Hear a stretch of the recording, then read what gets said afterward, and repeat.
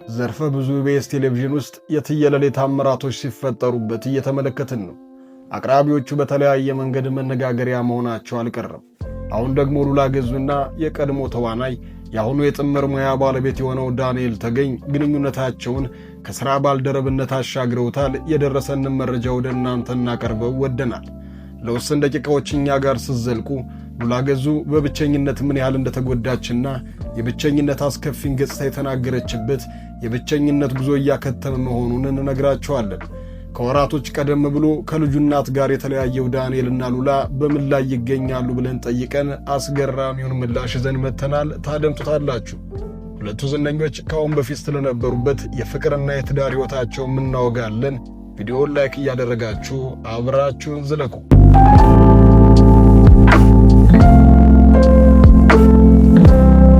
ወንድና ሴት ቤስት ፍሬንድ መሆን ይችላሉ ወይ የሚለው ሐሳብ አሁንም ድረስ በሀገራችን ብቻ ሳይሆን በዓለም ላይ ሰዎችን በሁለት ጎራ ከፍሎ የሚያከራክር ርዕሰ ጉዳይ ነው።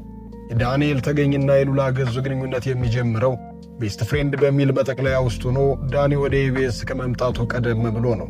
ከ10 ዓመታት በላይ የተሻገረ የመተዋወቅ ታሪክ እንዳላቸው በተለይ ሉላ ገዙ ደጋግማ ትናገራለች። ከቅርብ ጊዜ ወዲህ ግን ጉዳዩ ከጓደኝነት የተሻገረ እንደነበረ ብዙ ፍንጮች ሲሰጡን ሰነባብተዋል። ዳንኤል ተገኝ እንደዚህ በየሳምንቱ በቴሌቪዥን መስኮት እየመጣ ከመመልከታችን በፊት አስቀድሞ በቲያትር ቤት መድረክ ላይ በልዩ ትወናው የገነነ ነበር። ካሜራ ፊት የሚቆመው ዳኒን ስናስብ የማንረሳቸውን ከልባችን ውስጥ ገብቶ የተቀመጡትን ማክቤልን አይነት ድንቅ የፍቅር ፊልም በልዩ የትወና ተሰጥኦ ሊያስደምመን ሲፈልግ ብቻ ነበር። ከሀገራችን ወንድ የፊልም ተዋናያኖች መካከል የብዙ ንስቶችን ልብ በቀላሉ መማረክ የቻለ መልከ መልካም ወንድ መሆኑን ይመሰክሩለታል። ተወዳጇ ተዋናይት ሩታ መንግስታብ እንደዚህ ዝነኛ ከመሆኗ በፊት ዳኒን በቴሌቪዥን ተመልክተው ተወደውና ታደንቀው እንደነበር፣ ነገር ግን ኩሩና ማንንም ሰው የማያወራ ሰው መስሎ እንደሚታያት፣ እሱን ለማውራት በጣም እንደምትፈራ የምትናገርለት ግርማ ሞገስን የተላበሰ ሰው ነው። ዳኒ ቅንጡ ሰርጎች ፋሽን በነበሩበት ጊዜ የእንትና ሰርግ ከእንትና ሰርግ በላይ ሆነ እየተባለ በሚወራበት ጊዜ ሰርጉን ሁለቴ ድል አድርጎ ደግሷል። ጋብቻውን ከመፈጸሙ ዓመታትን ቀደም ብሎ በሰርጉ ቀን እንዲሆን ከሚመኛቸው ነገሮች መካከል ሰርጉ በታቦት እንዲባረክለት ነበር። ከልብ ከተመኙ አይገድም እንደተባለው በቃሉ ደግሞ አንኳኩ ይከፈትላቸዋል የተባለው ትዕዛዝ በዳኒ ላይ ተፈጽሟል። ሰርጉን የከወነበት ቀን ከሕልሙ ጋር ተገጣጥሞለት ጥር 11 በዕለተ ጥምቀት ታላቁን የሕይወት ምዕራፍ ተቀላቅሏል። በታቦት ተባርኮ በአባቶች ተመርቆ በቦታው በተገኙ ሰዎች እልልታ ደግሞ ሰርጉን አድምቆ አቢን ማለትም የታዋቂውን ትራምፔት ተጫዋች መርሃዊ ልጅ ጋር በመጋባት ትዳር የሚባለውን ተቋም መስርቷል። ዳኒና አቢ ከጋብቻቸው በኋላ ፍቅራቸውን ለማዝለቅ ብዙ ጥረቶችን አድርገዋል። ዳኒ ወደ ስዊድን ሂዶ ለመኖር ቢሞክሩም አልቻሉም። ምክንያቱ ደግሞ ኪነ ጥበብ ልክፍት ናትና አንዴ በኪነት ከተለከፍክ ከሱ ውጭ መኖር ይከብድሃል ይባላል። አርቲስቶቻችን ውጭ አገር ሂዶ ለመኖር የሚከብዳቸውም ለዚህ ነው። ከዚህ ሥራ ውጭ መስራት አይችሉም፣ አሊያም ልባቸው ቁርጥ አድርጎ ሌላ የሕይወት መንገዳቸው ላይ ትኩረት ማድረግ ይከብዳቸዋል። ይሄ ደግሞ አብሯቸው ለሚኖር ሰውም ጭንቀትን ይፈጥራል። በዚህ ምክንያት ሰለሞን ቦጋለና ሄኖክ ወንድሙን ጨምሮ በርካቶች ትዳራቸውን ፈተዋል።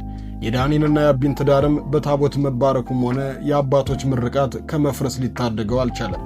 አቢ ኢትዮጵያ ውስጥ መታ መኖር አትፈልግም። ዳኒ ደግሞ ከሙያው መለየትን አልመረጠም። እናም ትዳራቸው መጨረሻው ሳያምር ቀርቷል።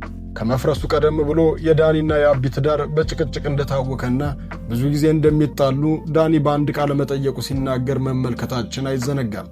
ጉዳዩ እንዳበቃለት በሽማግሌዎችም ሊፈታ እንዳልቻለ የተረጋገጠው ግን በቅርብ ጊዜ ልጃቸውን ልደት በማስመልከት አቢ በማኅበራዊ ሚዲያ ያሰራጨችው መልእክት ነበር።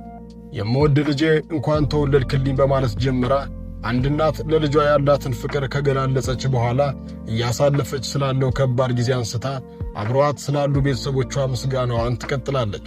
በዚህ ውስጥ ዳኒንም ሆነ ቤተሰቡን አላካተተችም። የኔ የምለው ሰው ቢከዳኝም የምኖረው ለአንተ ለልጄ ነው፣ ውሳኔዎች ሁሉ የአንተን ምቾት በማስቀደም ነው በማለት በሕይወቷ ቅድሚያ ለልጇ እንደምትሰጥ ከዳኒ ጋር ያለው ነገር ማክተሙን ግን ገልጻለች። በዚህ አላቆመችም። ሲንግል ማም እንደከበዳትም አጋርታለች። ልጅ ከተፈጠረ በኋላ ትዳር በሚፈርስበት ጊዜ ህመሙም ሸክሙም የሚከብደው እናት ላይ ነውና ብዙ ጊዜ ልጆችን የማሳደግ ኃላፊነት የሚወድቀው እናት ላይ በመሆኑ አባት የቀድሞ ሕይወቱን ለመቀጠል አይቸገርም። ልቡ የከጀላትን ሌላኛዋ ቆንጆ ፈልጎ እሷ ጋር መወዳጀትን ይጀምራል። ዳንኤል ተገኝ የሚያደረገው ይሄንን ነው። የሚገርመው ግን ሉላ ገዙም የአቤ አይነት ዕጣ ከደረሳቸው ታዋቂ እንስቶች መካከል ቀዳሚው ስፍራ ላይ የምትቀመጥ እንስት መሆኗ ነው። የፍችን ጽዋ የተጎነጨችው ገና በማለዳው ሲሆን ሲንግል ማም ሆኖ ልጅን ማሳደግ ምን ያህል በህመም የተሞላ እንደሆነ ከሷ በላይ ምስክር ሊሆን የሚችል ሰው አይገኝም። ራሷ ሉላም በቅርብ ያከበረችውን የልደት በዓሏን ምክንያት በማድረግ በኢንስታግራሟ ህመሟን እንደዚህ አጋርተው ነበር። አንዳንዴ በጣም ብቸኝነት ይሰማኛል። ይህም ሲሆን መታቀፍ ብቻ ነው የምፈልገው። 2 ልጆችን በብቸኝነት እንደማሳደጌ ብቸኝነት፣ መከፋት የሚጠበቁ ስሜቶች ቢሆኑም በባህሪዬ ቶሎ የሚከፋኝ ሰው አይደለሁም። በምችለው መጨረሻ ድረስ ሂጄ የምታገል በመሆኔ ሰዎች የማሳልፈውን ህመም አይረዱኝም ስትል አጋርታ ነበር።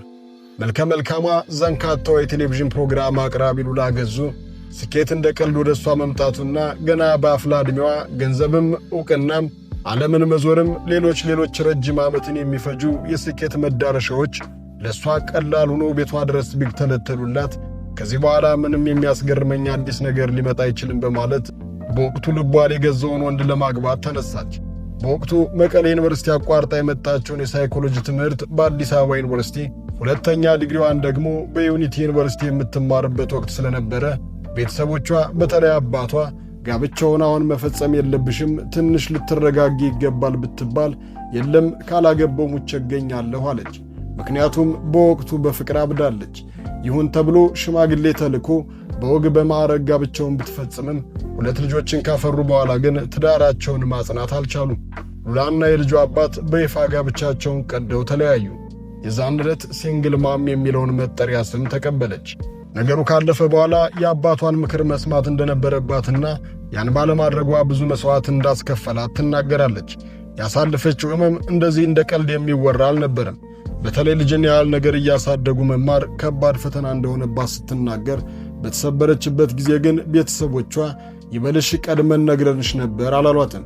ይልቁንም እንደ ቤተሰብ መሸሸጊያ ሆኗት ህመሟንና ድካሟን ኃላፊነቷን ጭምር በማቅለል ሥራዋ ላይና የወደፊት ሕይወቷ ላይ እንድትጠነክር በማገዝ የመሰበር ህመሟን ቀንሰውታል።